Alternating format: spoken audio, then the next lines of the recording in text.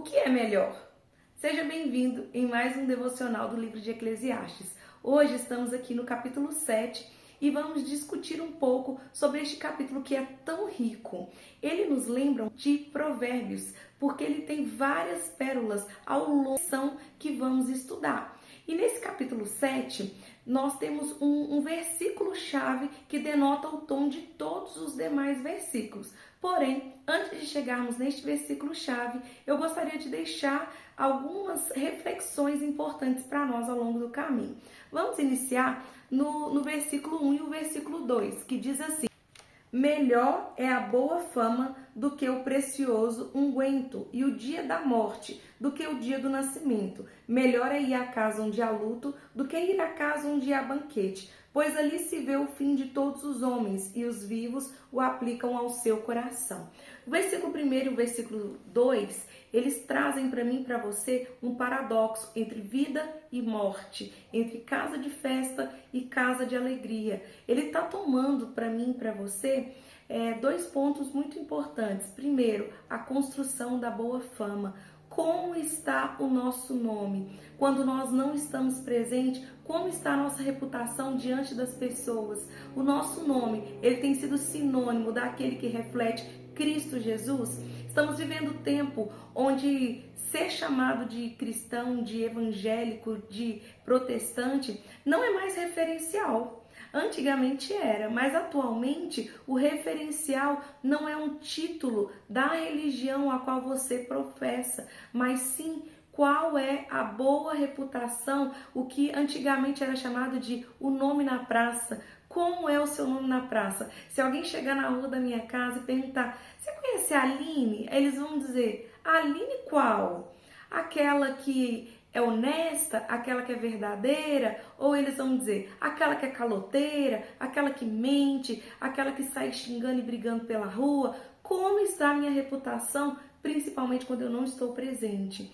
E como está o meu valor sobre a finitude da vida? Porque quando eu percebo que a vida ela é finita, eu preciso de me encontrar em Deus para saber a minha real identidade e para encontrar o meu propósito. Porque dessa maneira eu vou viver dando valor àquilo que realmente tem valor. Eu vou tratar a minha família como realmente ela tem que ser tratada, porque eu entendo que a vida é finita. Eu entendo que as pessoas elas têm um valor que não é mensurável por dinheiro, não é mensurável por bens, não é mensurável por aquilo que elas fazem, mas por quem elas são. Como tem estado para mim e para você essa valorização entre vida e a casa de festa? Nós temos conseguido adquirir uma perspectiva de reflexão sobre os valores eternos? O versículo 3 também é muito importante. Olha o que ele diz para mim e para você. Melhor é a tristeza do que o riso, porque com a tristeza do rosto se faz melhor o coração. Quando eu e você estamos passando um dia de tristeza, um dia em que não há motivo de sorrir, nós estamos apreendendo esse dia para refletir, para compreender melhor os princípios eternos. Nós estamos utilizando esse dia de tristeza, esse dia em que não há motivo de riso, para empreender melhor os nossos pensamentos, para adquirir uma reflexão eterna. Quando estamos aconselhando alguém que está perto de nós, está passando um dia triste, nós estamos motivando essa pessoa a aprender com esse dia triste, ou nós estamos falando com ela: não, vai passar, a alegria vai vir, volte a sorrir, volte a sorrir. Como tem sido o nosso conselho? Como tem sido o meu e o seu conselho no dia mau de algum liderado de célula, de alguém que nos cerca, do nosso familiar, de alguém no trabalho? É preciso ter essa perspectiva que o dia de tristeza, ele serve para trazer maturidade em nós. Ele serve para nos fazer perceber pontos de crescimento, pontos de sabedoria. O versículo 4 diz assim para mim e para você: o coração dos sábios está na casa do luto, mas o coração dos tolos na casa da alegria. O que é isso? Quando eu e você adquirimos sabedoria, nós pensamos mais naquilo que está no fim do que somente numa celebração. Nós pensamos mais na eternidade, porque ao pensar na eternidade, nós conseguimos compreender que a vida, ela tem um propósito e nós vamos correr atrás deste propósito, porque o propósito reflete quem nós somos. Nós somos filhos amados de Deus que tem um destino. É assim que o meu e o seu coração precisa estar e é assim que podemos seguir. Existe um filme muito lindo que fala sobre uma moça a qual havia sido sequestrada e em meio ao seu sequestro ela começa a recitar partes do livro Uma Vida com Propósito, do Rick Warren. E de repente, aquele sequestrador, ele se rende ao ouvir sobre a leitura do livro Uma Vida com Propósito. E esse filme é baseado em fatos reais. Como está a nossa compreensão do propósito da nossa vida? Isso é muito importante em todos os momentos, mas também é importante a leitura, porque aquilo que lemos, aquilo que está no nosso coração, mostra exatamente quais são os nossos tesouros. E o versículo 5, ele traz para mim e para você também. Melhor é ouvir a repreensão do sábio do que ouvir a canção do tolo. Como nós estamos agindo diante de uma correção, de uma repreensão. É necessário entender que a correção e a repreensão não levar ela para o lado pessoal da ofensa, não levar ela para o lado do desconforto, mas pegue uma repreensão e leve para o lado do crescimento. Eu me lembro que quando eu estava aprendendo a dirigir na autoescola, o meu examinador chamava a minha atenção e ele falava assim: não faz cara de choro. Não faz cara de vergonha, faz cara de agora eu entendi, agora vai dar certo. E é sobre isso. As correções, elas podem nos impulsionar a viver níveis maiores. Não fique sendo aquela pessoa queimadinha que tudo que ouve leva para o lado ofensivo. Quando alguém falar alguma coisa e você se sentir ofendido, pergunte para ela: sim, você está me repreendendo. E o que você me sugere para melhorar? O que você me aponta como pontos de melhoria para quem eu sou, para minha liderança, para minha vida como mãe, como pai, como esposa, como marido, como servo de Deus, como profissional no meu ambiente de trabalho? O que você aponta para o meu crescimento? Tenha isso em seu coração. Versículos 7 e 8 também são maravilhosos. Olha o que eles dizem. Verdadeiramente a opressão faz endoidecer até o sábio e o suborno corrompe o coração. Cuidado! Cuidado com as ofertas que corrompem o nosso coração. Cuidado, porque nem sempre esse suborno pode ser dinheiro. Às vezes o suborno pode ser um elogio. Às vezes o suborno pode ser uma oferta, uma proposta. Cuidado com as propostas. Cuidado com essas coisas que mexem com o seu e o meu coração, porque elas podem nos fazer errar o caminho. E o versículo 8, melhor é o fim das coisas do que o princípio delas, e melhor é o paciente que o orgulhoso. Como eu e você temos feito com os nossos projetos? Temos muitos projetos guardados na gaveta, que têm sido postergados, que têm sido deixados para depois. Melhor é o fim do que o começo. Nós temos sido aplicados. Nós temos sido diligentes em cumprir os propósitos e os projetos que Deus confiou ao meu e ao seu coração. Versículo 9. Não digas porque foram os dias passados melhores do que estes, pois nunca com sabedoria isso perguntarias. Eu e você precisamos ter uma clareza muito grande. O que passou está passado. É necessário fazer como Moisés em Salmos 90, versículo 12. Ensina-nos, Senhor, a contar os nossos dias de forma que venhamos alcançar um coração sábio.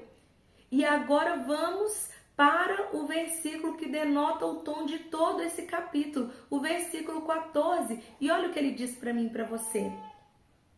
No dia da prosperidade, goza do bem.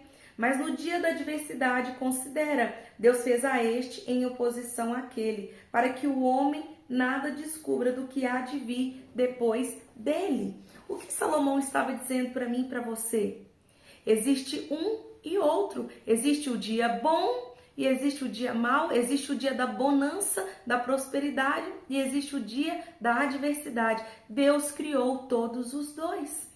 Não existe um melhor do que o outro. Existem dias diferentes para propósitos diferentes. Mas para nós, O dia bom é sempre aquele da bênção, é sempre aquele das coisas agradáveis, da zona de conforto, a qual nos sentimos bem, nos sentimos agradáveis. Mas é necessário nos lembrar que o dia mau também foi feito pelo Senhor. E como assim? Como eu posso aprender com o dia mau? Como eu posso aprender com o dia que tudo não está positivo? Entendendo que o dia das dificuldades, ele também me leva ao aprendizado. O dia do deserto, o dia das dificuldades, o dia da adversidade, ele existe para que eu venha me parecer mais com Jesus. Romanos capítulo 8. Abra comigo, Romanos capítulo 8, versículo 28. Sabemos que todas as coisas cooperam para o bem daqueles que amam a Deus, daqueles que são chamados segundo o seu propósito. Pois o que dantes conheceu também os predestinou para serem conformes à imagem de seu Filho, a fim de que ele seja o primogênito entre muitos irmãos. O Senhor nos predestinou para passarmos dias bons e dias difíceis, para que venhamos ser mais parecidos com Jesus. Que eu e você sejamos cópias perfeitas de Jesus. Mas para isso, o dia mau muitas vezes, ele serve para moldar quem somos. Ele serve para fortalecer o caráter de Cristo em mim e em você. E olha também o que Tiago diz para nós no capítulo 1, sobre como devemos passar o dia mau. Olha que coisa linda. Livro de Tiago, capítulo 1, versículo 2 e 3.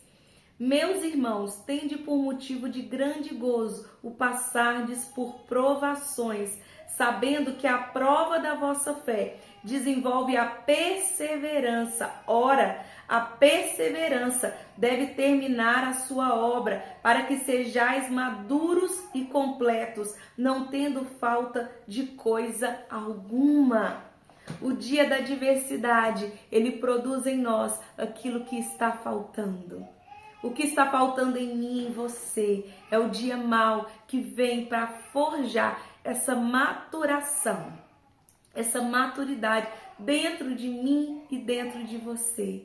E como que eu posso aplicar isso no meu dia? Entendendo que em todos os dias o favor de Deus, ele não se ausenta da minha e da sua vida. Assim como falamos para uma criança, toma esse chá amargo, porque ele vai ser bom para você. Às vezes a gente esquece de aplicar isso na nossa teologia e de entender que Deus também, de forma pedagógica, usa coisas más para o nosso bem. Feche os seus olhos, vamos orar. Senhor, nesse dia eu quero agradecer, porque todas as coisas cooperam para o nosso bem.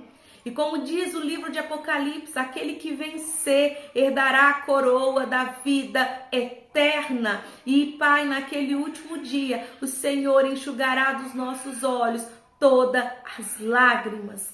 Todas as lágrimas, que sejamos perseverantes no dia da adversidade, que sejamos sábios e que sejamos, ó Pai, como aquele que está com a visão e com o coração na eternidade, porque se com Cristo padecemos, com Ele seremos glorificados. Que Deus te abençoe. Eu quero te desafiar. Existe alguma área da sua vida que tem um projeto engavetado?